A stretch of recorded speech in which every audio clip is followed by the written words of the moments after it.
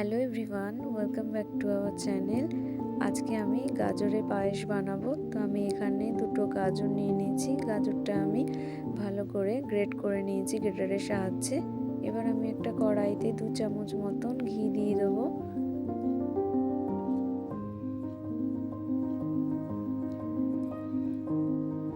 এবার ঘিটা একটু গরম হয়ে এসছে। এবার আমি এর মধ্যে গ্রেট করে রাখা গাজরটা দিয়ে দেবো।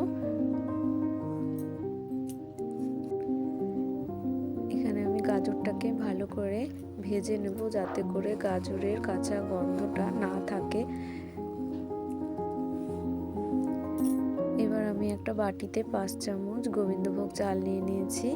এরপর চালটার মধ্যে আমি জল দিয়ে চালটাকে ভিজিয়ে রেখে দেবো যতক্ষণ পর্যন্ত গাজরটা ভাজা হচ্ছে। তো এখানে গাজরটা অনেকটাই ভাজা হয়ে এসেছে।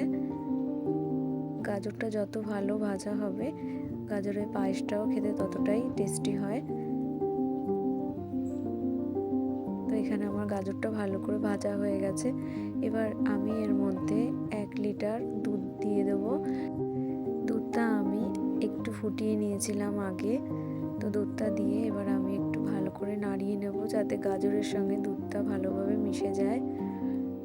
তো একটু ফুটে আসলে আমি আবারও একটুখানি নাড়িয়ে নেব।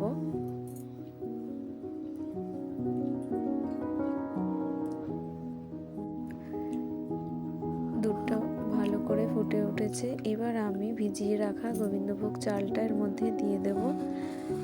গোবিন্দভোগ চালটা দিয়ে আমি আবারও ভালো করে নাড়িয়ে নেব। এবার আমি এর মধ্যে 2টো এলাচ থেতো করে দিয়ে দিয়েছি এর মধ্যে।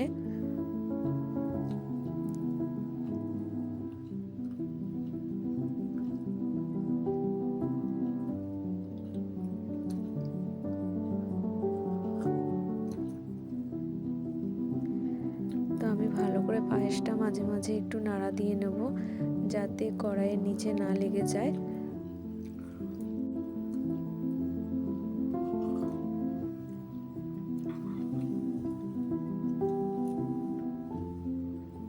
এবার আমি একটু চেক করে দেখে নেব চালটা সেদ্ধ হয়ে গেছে কিনা। তো চালটা সেদ্ধ হয়ে গেছে। এবার আমি এর মধ্যে চিনি দিয়ে দেবো। আমি এখানে 100 গ্রাম মতন চিনি ব্যবহার করেছি।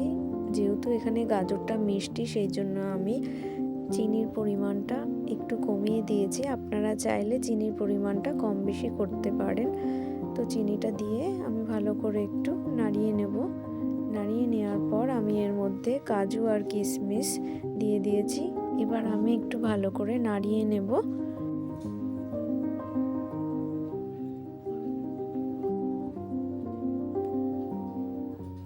এবার আমি এর মধ্যে কেশর দিয়ে দেবো। কেশরটা দিয়ে আমি আবারও একটু ভালো করে নাড়িয়ে নেব। এটা নাড়িয়ে নেওয়ার পর আমি এটাকে এভাবে একটু ফুটতে দেব। এবার আমি গ্যাসটা বন্ধ করে কড়াইটাকে নামিয়ে নেব। এবার একটা সার্ভিং বোলের মধ্যে আমি পায়েসটাকে তুলে নেব। তো এইভাবে শীতকালে গাজরের পায়েস বানিয়ে একবার ট্রাই করে দেখবেন, খেতে একদম অন্য রকমের লাগে। আজকের ভিডিওটা যদি ভালো লেগে থাকে তবে অবশ্যই লাইক, সাবস্ক্রাইব আর একটা কমেন্ট করে জানাবেন।